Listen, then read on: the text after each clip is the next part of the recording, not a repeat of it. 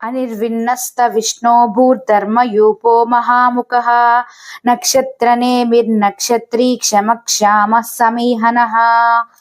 భావం: సకల సమృద్ధిశాలి అయిన సర్వేశ్వరుని నిరాశ నిర్వేదం అనేవి తెలియవు. తనకు కావలసినది లేనప్పుడు నైరశాన్యానికి తావే లేదు. వేదమూర్తికి నిర్వేదం అసంబద్ధం. విశ్వమంతటా వ్యాపించిన విష్ణుమూర్తికి భూమితో భవంతో అనుబంధం లేదు.